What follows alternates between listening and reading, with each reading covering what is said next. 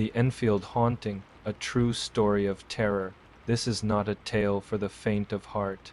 It's not a story drawn from fiction, nor is it born of nightmares spun by the creative mind.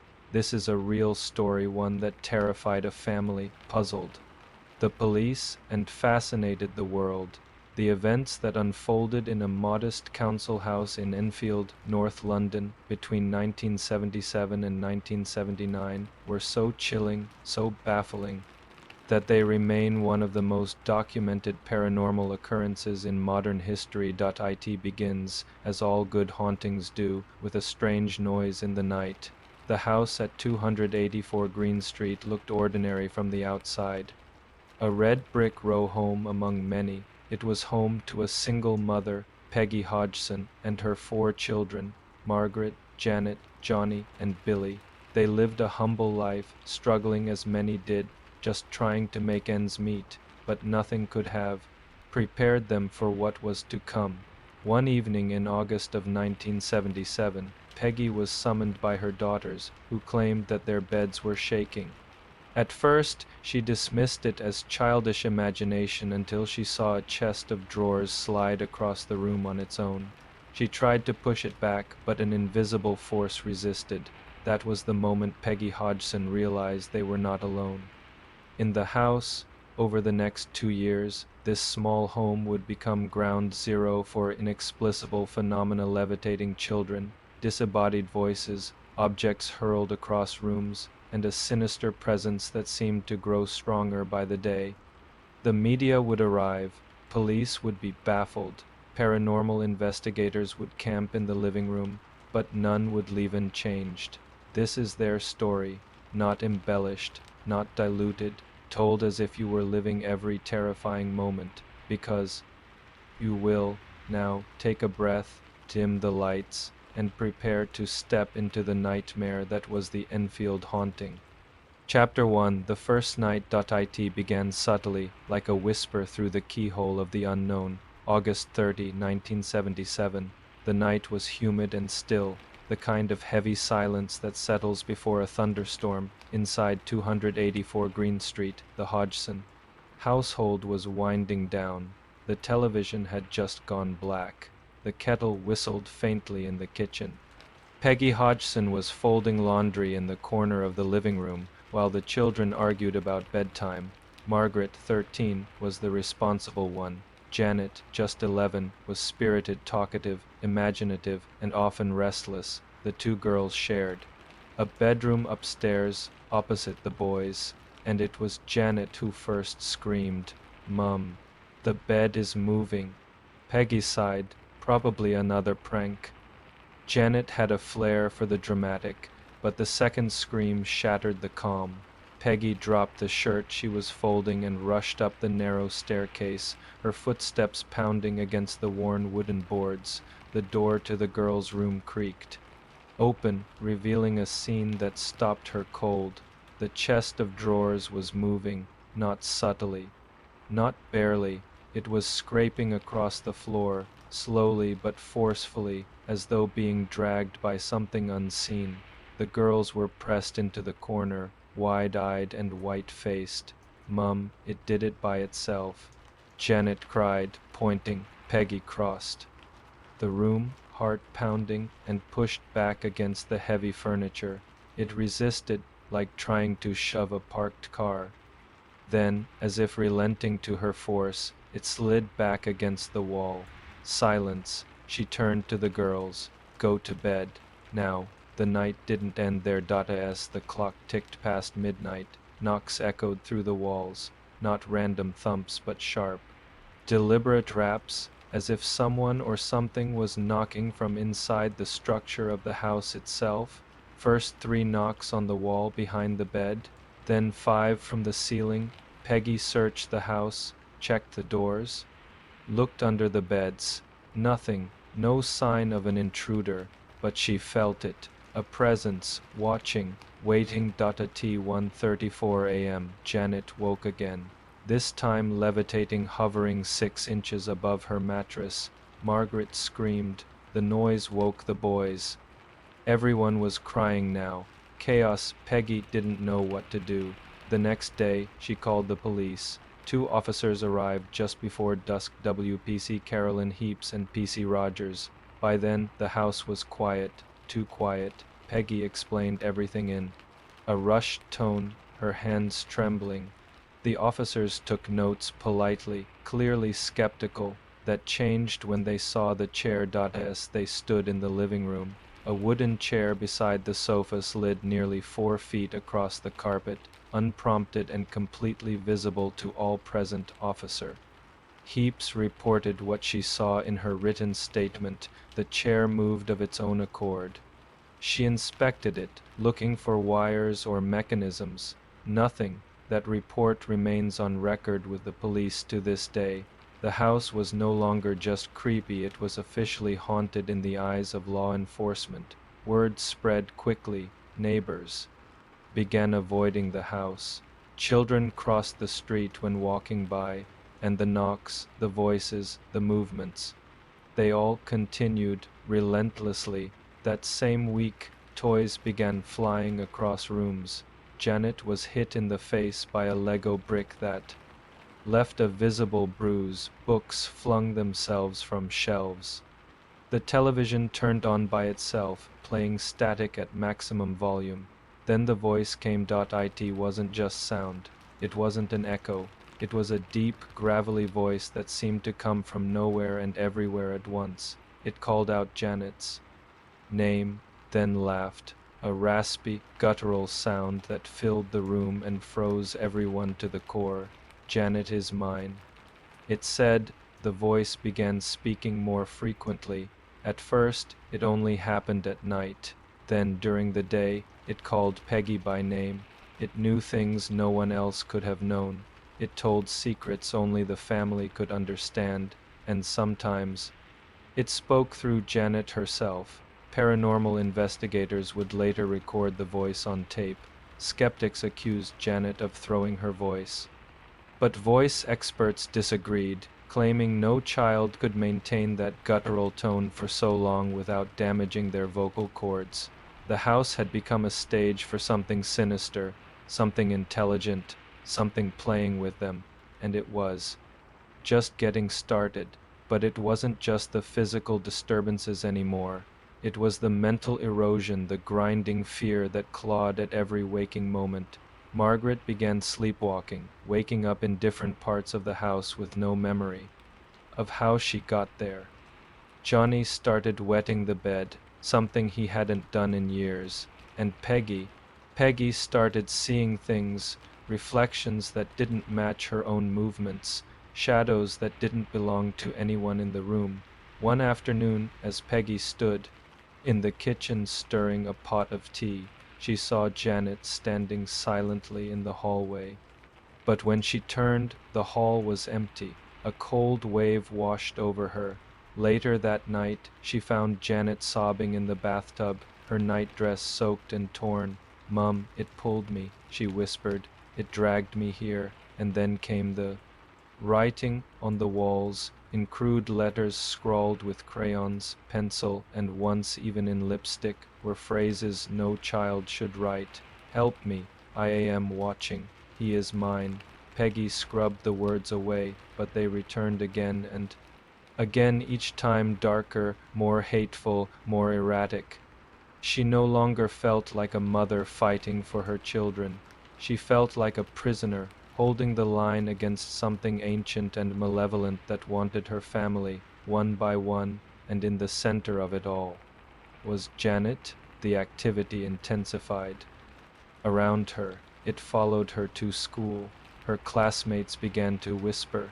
Teachers reported her voice changing mid-lesson. Desks shook around her. Books flew from her satchel.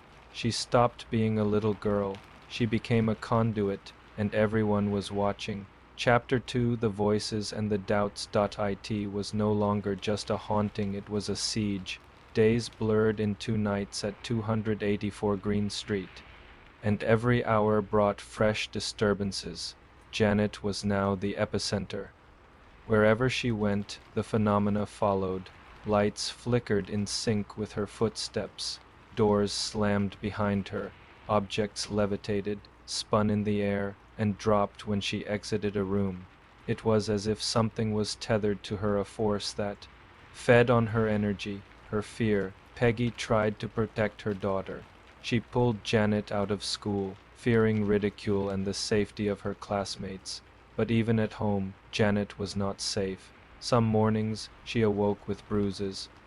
Other times she woke up screaming, her arms flailing at something invisible, and always the voice returned, sometimes laughing, sometimes moaning, sometimes whispering Janet's name like a lullaby of nightmares. It wasn't long before the press caught wind of the haunting. The Daily Mirror sent a photographer and a reporter to the house.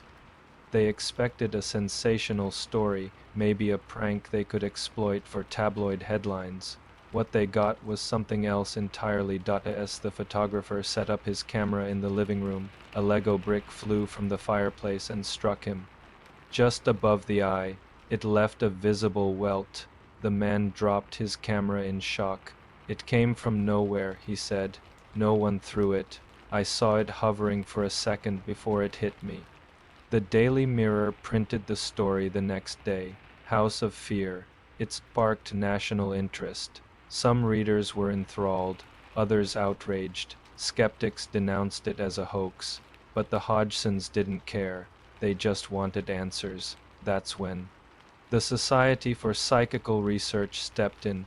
Maurice Grosse was the first to arrive. A kind, aging man with a calm demeanor. Grosse had lost his daughter in a tragic motorcycle accident the year before.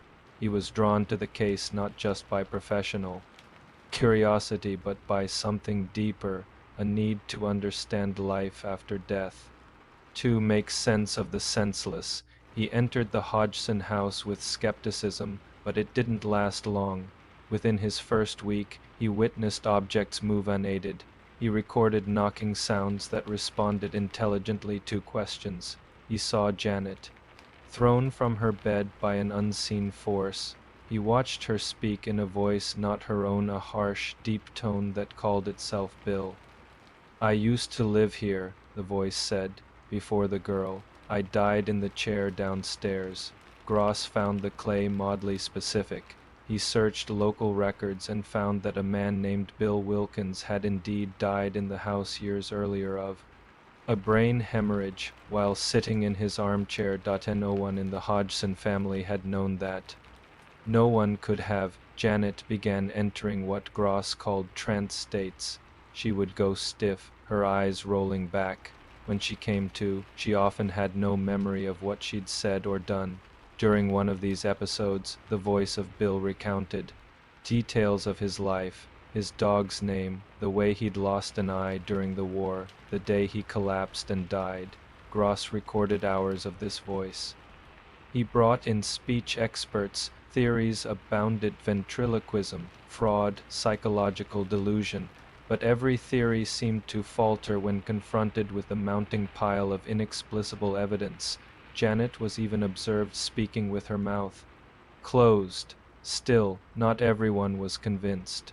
Other researchers arrived, Guy Lyon Playfair, who partnered with Grosse, and a slew of skeptical observers, many of whom believed the girls were faking some or all of the activity. One caught Janet bending spoons. Another saw her trying to flip a table when she thought no one was looking. But then, just when they were ready to call it all a hoax, the phenomena would surge in undeniable ways, a heavy curtain wrapping itself around Margaret's neck, a kitchen drawer slamming with such force it cracked in half, a cross on the wall spinning wildly until it flew across the room. It was as if the entity knew when it was being doubted and retaliated accordingly. Janet's condition worsened. She began waking in strange places, on top of wardrobes, in closets, even outside the house.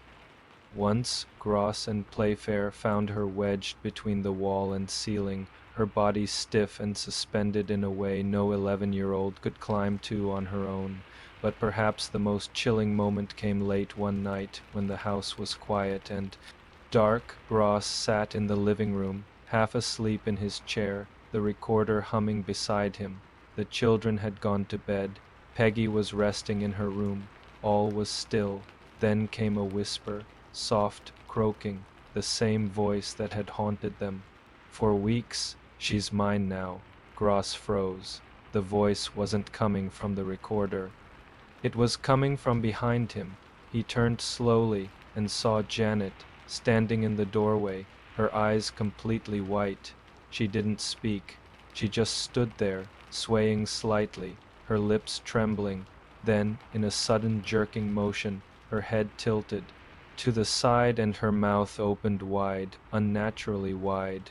"I see you," the voice said, though her lips didn't move. Gross shot up, backing into the corner.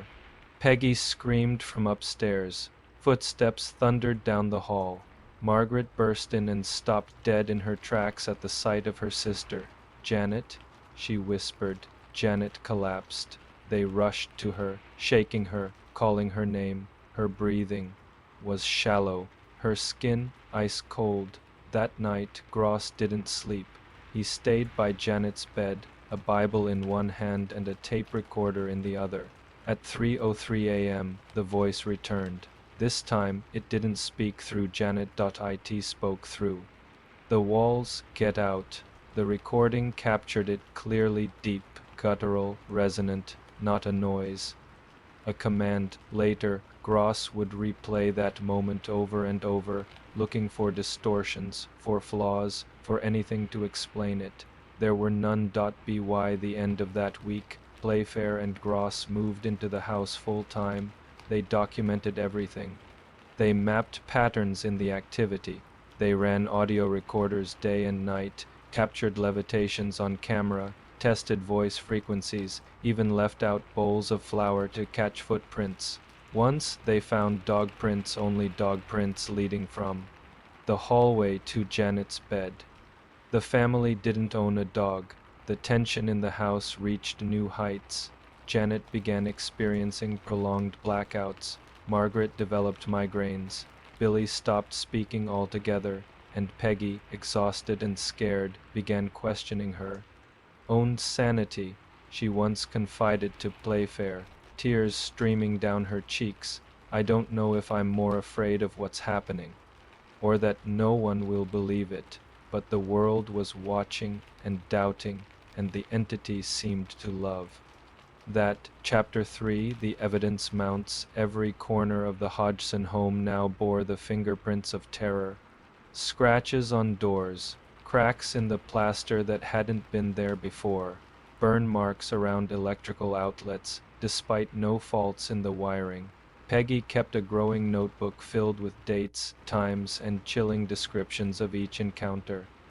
It read like a descent into madness, but it was all real, or at least felt real to everyone living inside 284 Green Street.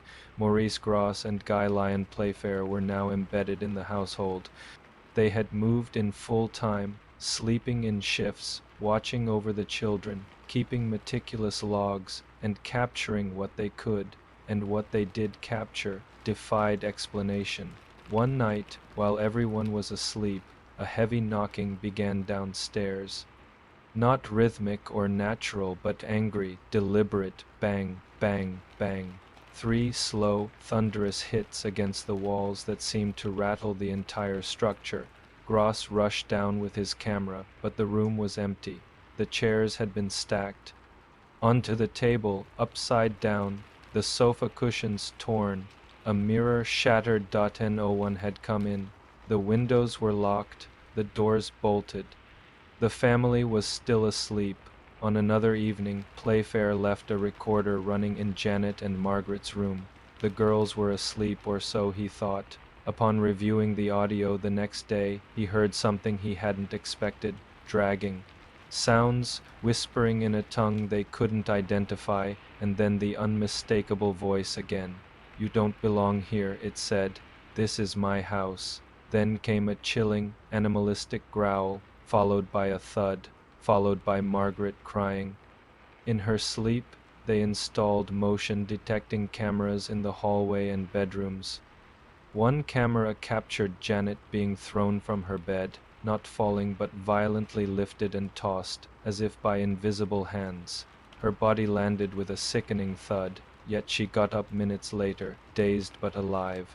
The more they documented, the stranger it became. Items began appearing that didn't belong in the house. Coins dropped from nowhere and bounced across the floor. A rain of marbles came down in the kitchen one afternoon. Once, a piece of metal, a broken hinge, landed on Peggy's pillow while she was lying in bed.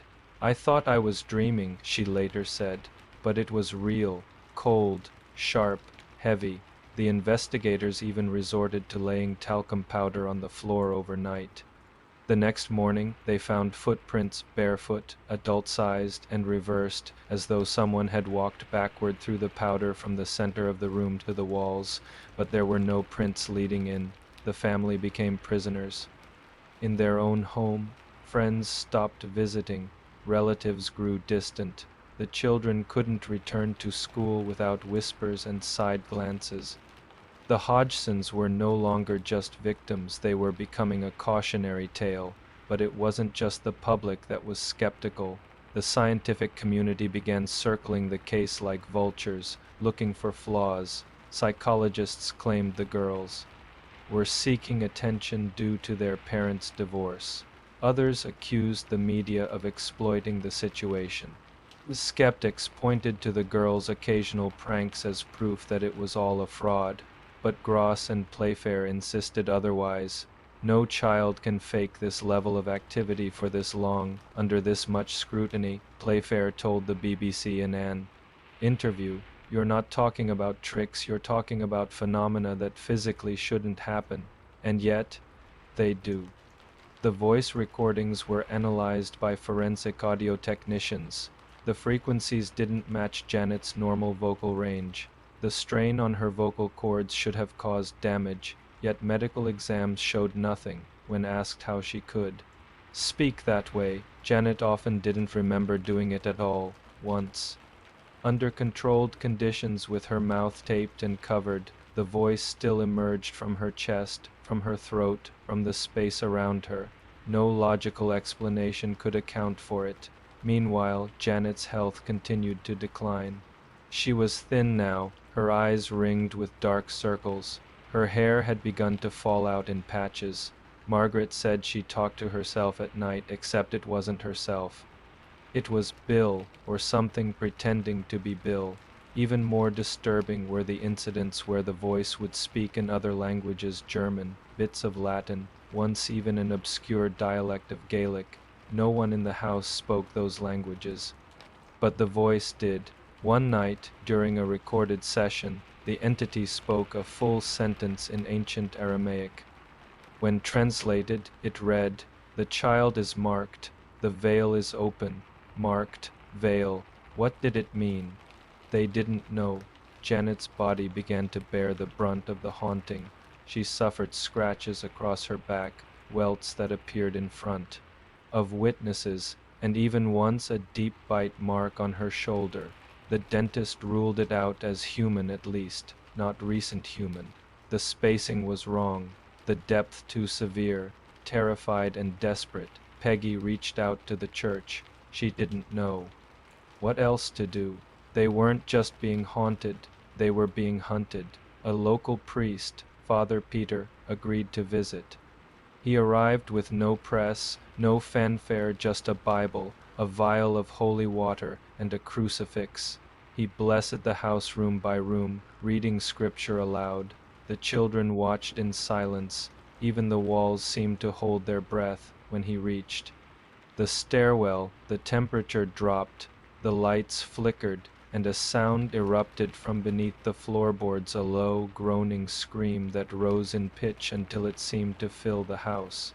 Father Peter continued praying, his voice trembling. He sprinkled holy water in Janet's room. She convulsed on the bed. Her eyes rolled back, her lips moved, but it was the voice that came out. "Leave us. She is mine." Father Peter shouted, "In the name of Christ, I command you, depart." The scream intensified. The crucifix flew from his hand, smashing against the wall. A lamp exploded, and just as suddenly as it had begun, the chaos stopped. Janet collapsed into unconsciousness. Everyone else stood frozen, too afraid to speak. The priest left without saying a word. He never returned. Chapter for the confinement.it had become a house no one wanted to enter and a prison no one inside could escape after Father Peter fled the house and refused to return. The Hodgsons were left to confront the darkness alone once more. The blessing had done little. If anything, the atmosphere seemed angrier now, as though the entity had been provoked, insulted. The house pulsed with a sickening energy, lights dimmed without cause, appliances switched on and off. The very air felt heavier, like walking through invisible fog. Janet was no longer just the focal point of the haunting, she was its host. She began losing time in longer stretches, waking up with no recollection of the previous hours.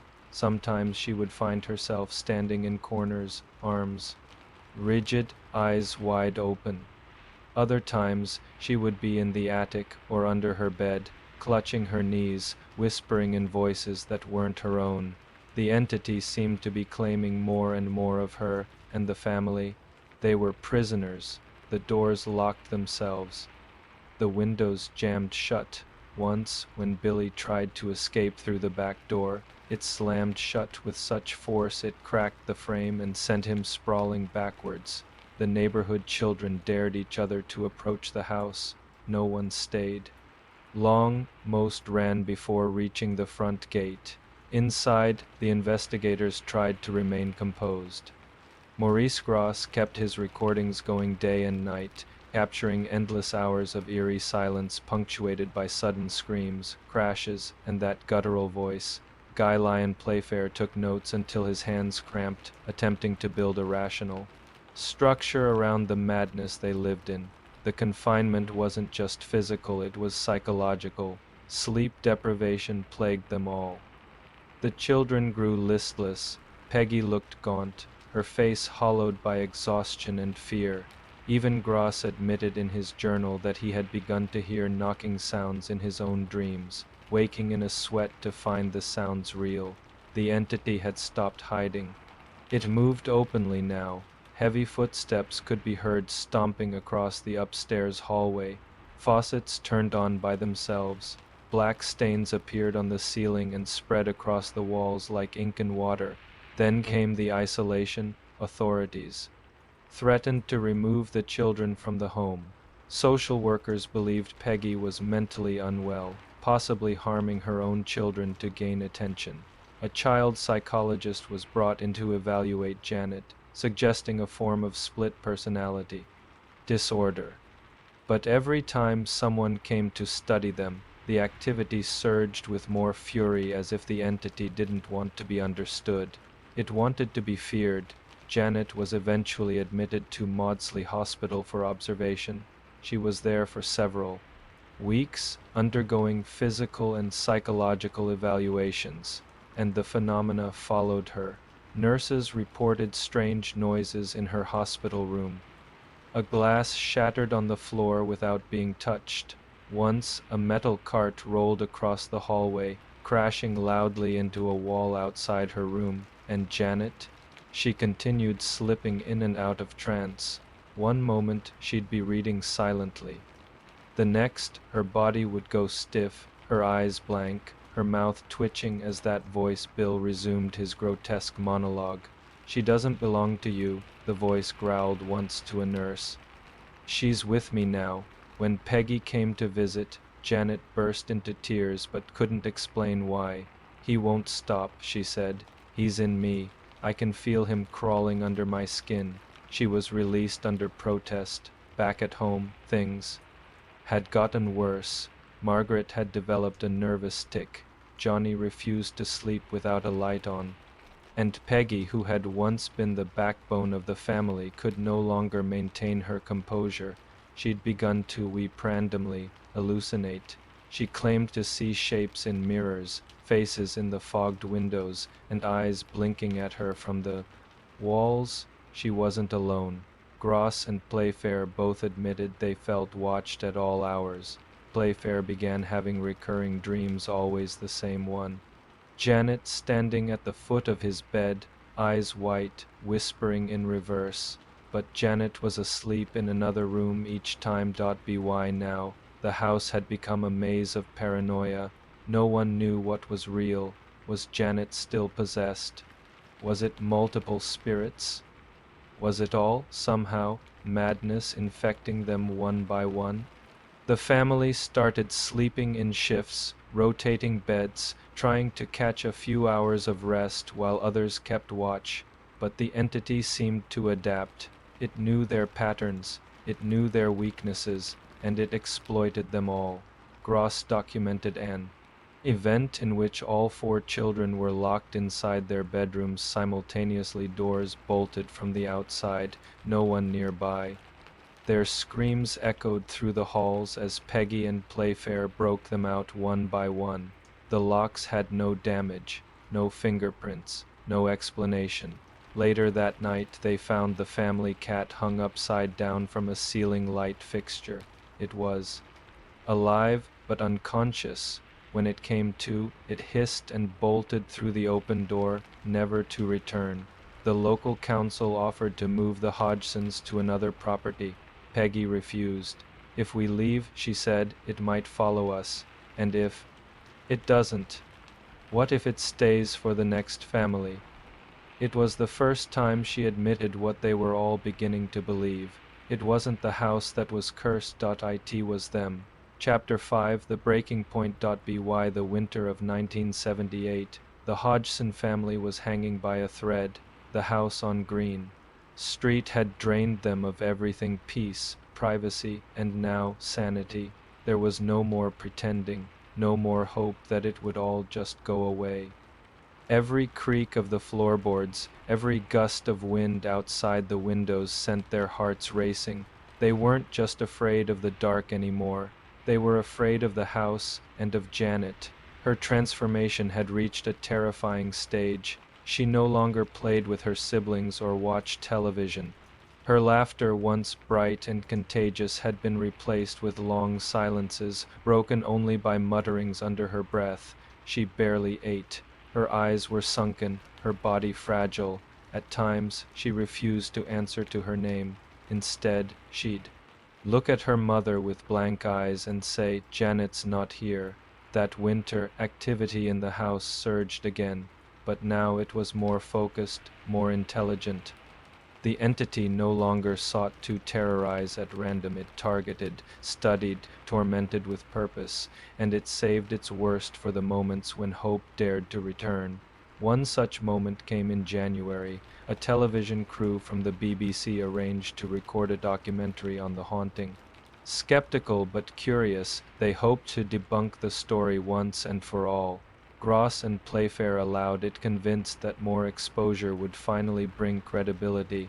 The crew installed lights and cameras throughout the house. Cables snaked through the hallway. Boom mix hovered in corners. The children were interviewed one by one. The crew asked questions with raised eyebrows and smirks, expecting answers that would reveal exaggeration or fabrication. But then, the equipment malfunctioned, cameras froze, tapes were erased, lights exploded. One cameraman claimed he felt his back being scratched by invisible claws, 3 deep red gashes that didn't stop bleeding for hours. The producer had to be taken to the hospital after collapsing in the kitchen. He claimed to have seen a man standing in the hallway mirror, dressed in 1940s clothing, though no one else was there. The documentary was never aired. Janet began to speak of the man with no eyes. She described him in detail: tall, gaunt, bald, with holes where his eyes should be. He appeared at the foot of her bed at night, she said, whispering things she couldn't repeat. Sometimes she said he wasn't alone, that others were with him, surrounding her in a circle, just beyond the veil of what she could see. Sometimes she whispered to Gross one evening, "I think I've died, and this is hell." Peggy tried to hold things together, but her strength was dwindling. Her hair had begun to gray prematurely. She jumped at every sound. She kept a Bible on the kitchen counter and a cross in every room, but neither brought peace, even prayer. had started to feel futile, as though something was laughing at her every time she whispered the name of God. That spring, the final breaking point came. It was a Thursday. The house was quiet. Janet had been calm for 3 days. Playfair had even noted in his journal, possibly a lull. The children were eating breakfast when the kitchen door slammed shut. Then the plates flew from the table, every single one, shattering against the walls. The lights went out, and then the screaming began. It came from upstairs. Gross and Peggy rushed to Janet's room. The door wouldn't open. They heard her inside, screaming for help, begging someone to let her go, please. It hurts. It's burning me, she wailed. When they forced the door open, they found her floating 2 feet off the bed, her back arched unnaturally, her mouth wide in a silent scream. Her skin had red welts forming across it in real time, as though something invisible was clawing her. Peggy ran to her, trying to pull her down. Gross shouted for help. The room dropped in temperature so fast their breath began to mist. And then, just as suddenly, Janet fell. She landed on the bed, convulsing. When she stopped, she sat up and looked at her mother. "Don't cry, Mum," she said in a voice not her own. "She won't remember any of this." That night they tried to record her again. They asked the entity questions. Gross demanded to know what it wanted to stay. It said simply, "She's the key. Why her?" Playfair asked. The voice responded, "Because she opened the door." No one knew what it meant. Not fully, but that phrase haunted them. Janet began talking in her sleep, saying things in different voices, some male, some female, some sounding inhuman altogether. Once, she recited a list of names no one recognized until Gross cross-checked them with obituaries from decades past. All had died violently, all had some link to the area, and one had lived in the house before the Hodgsons. The house had become a magnet, not just for one ghost, but many, and Janet was the beacon. Peggy reached out to a priest in secret, not Father Peter, a man from out of town, who agreed to come under the radar. He performed an unofficial exorcism in the home, though he didn't call it that. He read scripture, anointed the doorways, and placed crosses under the children's beds. He stayed for only an hour. That night the house went still. No knocks, no voices, no moving objects, silence for the first time in nearly 2 years. They slept. Chapter 6, The Calm and the Crawling. It was the first silence in nearly 2 years. For the Hodgsons it felt like waking from a coma, blinking under unfamiliar sunlight. No knocks, no growls, no voices. The quiet was deafening and suspicious. Janet no longer writhed in her sleep. The children began returning to something like routine. They ate at the table again. Peggy vacuumed the living room without objects flying off the shelves. Gross and Playfair hesitated, uncertain if the peace was a reprieve or a trick. For a week there was nothing, and then a second, then 2 weeks. The air in the house warmed. The black stains on the walls faded, almost as if the house were healing. Peggy dared to hope. "Maybe it's over," she whispered one night while tucking Billy into bed. But even as she said it, her voice lacked conviction. Playfair remained on edge. He'd seen too much, heard too many lies slip through silence. He continued his notes. Gross, more spiritual by nature, dared to believe they'd somehow broken through, earned their deliverance. But Janet said very little. She smiled politely, ate her meals, sat quietly in her room reading magazines and doodling in her notebook. But something behind her eyes never softened. Something waited. You could see it in how she'd pause before entering a room, how her gaze would flicker to corners no one else noticed. She didn't feel safe. She didn't feel alone. It was Billy who first broke the illusion. It was late April when he began complaining of dreams about something crawling under his bed, tapping from below the floorboards. It whispers to me, he said. It says it's coming back. Peggy brushed it off as trauma, the leftover anxiety of a home long haunted.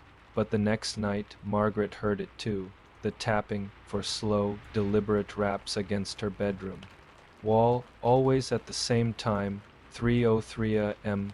When she told Gross, he turned pale. That had been the exact time they heard the voice in the living room months before. The same night Janet had stood in the doorway with blank eyes. The investigators agreed to stay longer. They didn't pack up their equipment. They didn't declare the case closed, but they stopped documenting obsessively. The notes became shorter, the recordings fewer. It was as though they wanted to believe it was done, but couldn't bring themselves to say it out loud. Janet kept drawing, more than ever. She filled her notebooks. At first, they were pictures of houses, animals, family members. Then came shadows, figures standing in doorways, dark silhouettes with hollow faces, eyes scratched out. One image showed herself, standing in a circle of black shapes, her mouth open in a scream. At the bottom, she had written in shaky letters, "I can't make them go." Gross begged her to explain. She just stared ahead and said, "There." Hiding now, waiting.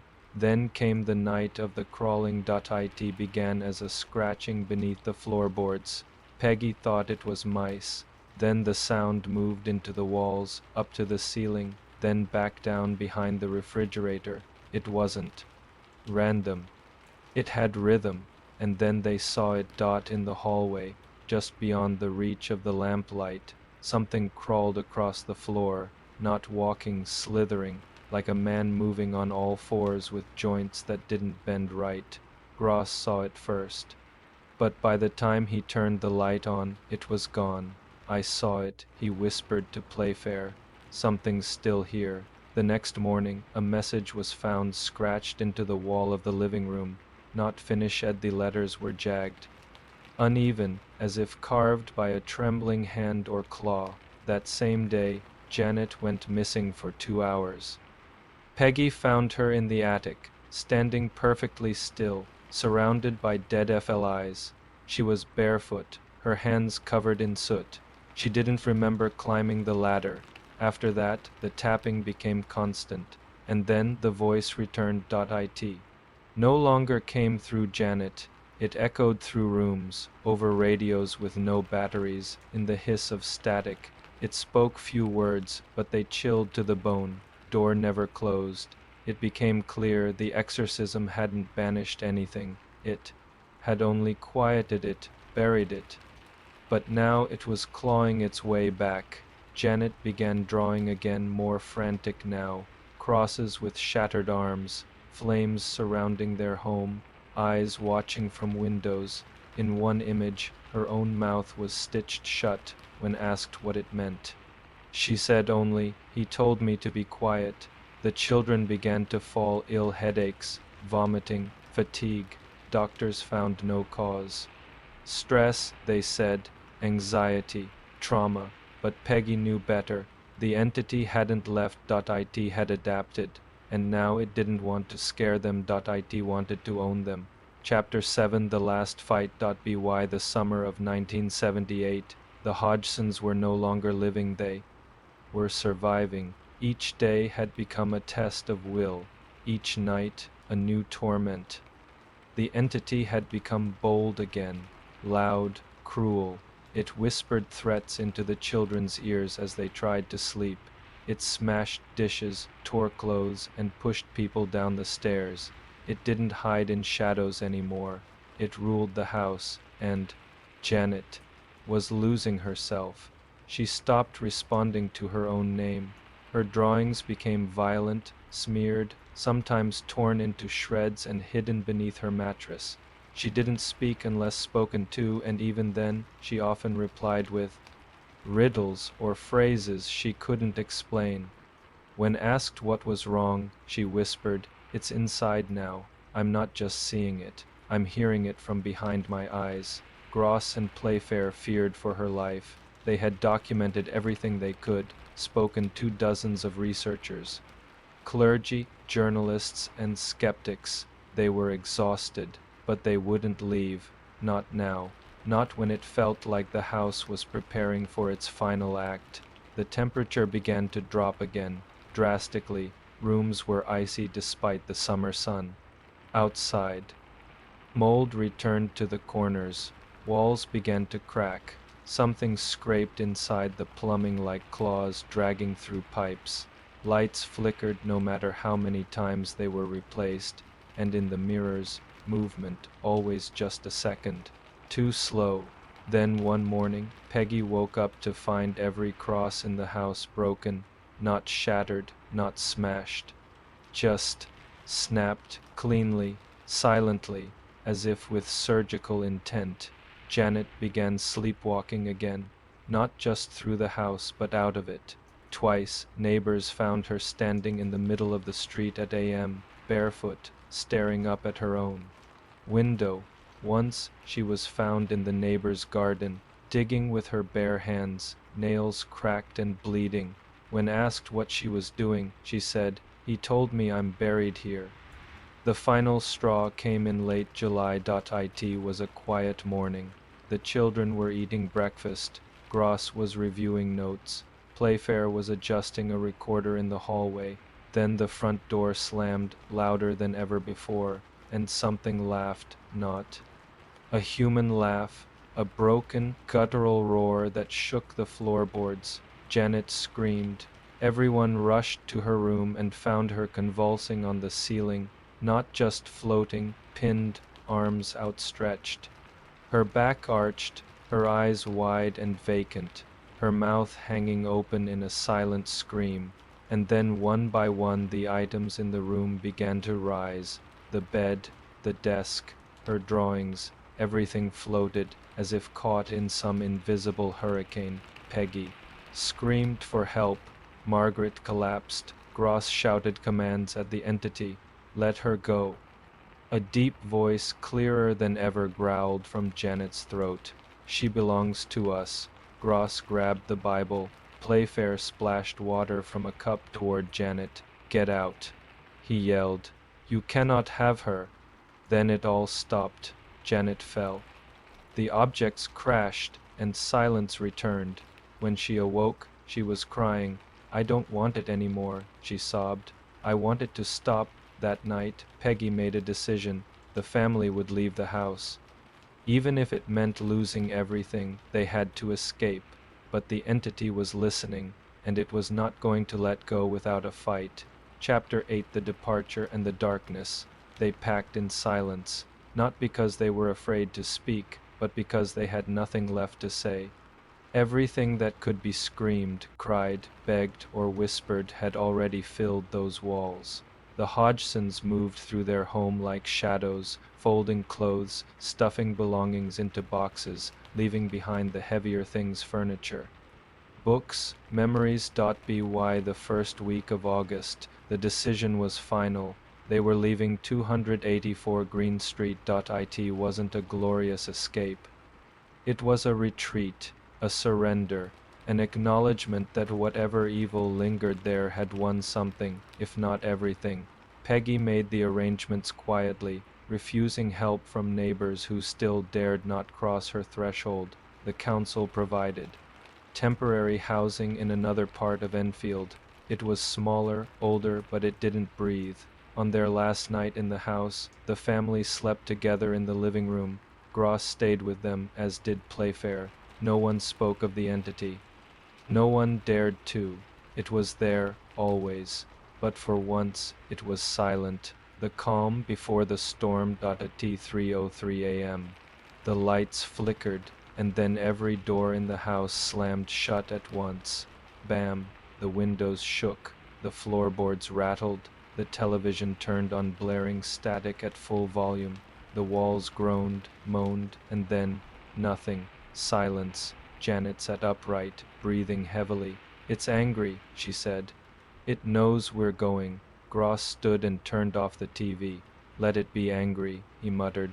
We're done. But the entity was in single quotes D. In the hours before dawn. A foul stench filled the air like rotting meat soaked in sulfur. the crucifixes they'd managed to replace fell from the walls, and in the hallway Peggy found a trail of red liquid seeping from beneath Janet's door. She opened it slowly. Nothing, just Janet sleeping soundly. The trail vanished by morning when the moving truck arrived. It was bright and cheery outside. The contrast was surreal. The house, once again, looked ordinary, plain, a simple brick home on a modest street. Strangers passed by with groceries and children on bikes. Only those who had entered knew what waited inside as the last box was loaded.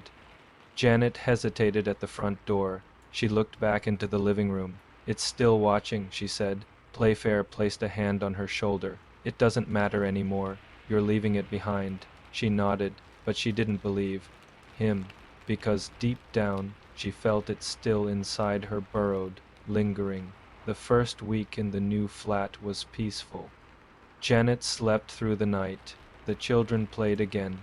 Peggy smiled for the first time in months. No voices, no knocks, no crawling shadows. It felt like waking up after a long illness.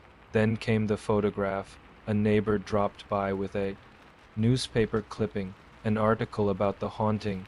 It included an old photo of Janet during one of her trances. In the background, barely visible, was the reflection of a face in the hallway mirror. The man with no eyes. Janet tore the paper in half. That night she dreamed of the house, but it was empty, hollow, as if it had swallowed itself. She stood in her old bedroom, surrounded by mirrors, each reflecting not her image but him. She woke up gasping. The next day, a box arrived at their new door. No return address. Inside was one item, the drawing Janet had made, the one with her mouth sewn shut, surrounded by shadowy figures. But the original had been destroyed weeks ago. Playfair checked the handwriting. It was Janet's, but she had no memory of drawing it again. "I think it followed us," she whispered. Gross and Playfair consulted with other experts. Some claimed it was residual trauma. Others believed Janet might have latent psychic abilities, a conduit for the energy that first awakened in the house. But Gross had a different theory. She didn't invite it, he said. She released it in the months that followed. The family continued to live quietly. The activity never reached the same levels, but there were whispers, fleeting shadows, the occasional knock. A lamp shattered once without reason, and once, just once, Janet woke up with a single word written on her bedroom mirror in condensation. Still, was it a warning? A message? A name? They never found out. Eventually, the investigations stopped. The media moved on. Gross and Playfair published their reports, though many dismissed them. Skeptics called it a hoax, others called it hysteria, but those who had seen what happened never doubted. To this day, the house at 284 Green Street remains. People live in it. They say nothing happens now. They say it's just a house, but the Hodgsons know better. Some doors, once opened, never truly close, and sometimes what lies beyond them waits patiently in the dark for someone new to walk through. This was the true story of the Enfield Poltergeist, one of the most chilling and well-documented hauntings in modern history. If this story haunted you, moved you, or made you question what's real, help us keep these terrifying accounts alive. Subscribe to Crazy Real Horror Stories for more real-life nightmares brought to your screen. Don't forget to hit the notification bell so you never miss a night of terror. And if you dare, share this with a friend. But don't blame us if they can't sleep tonight. Subscribe now, because horror isn't just in the movies. Sometimes it lives right next door.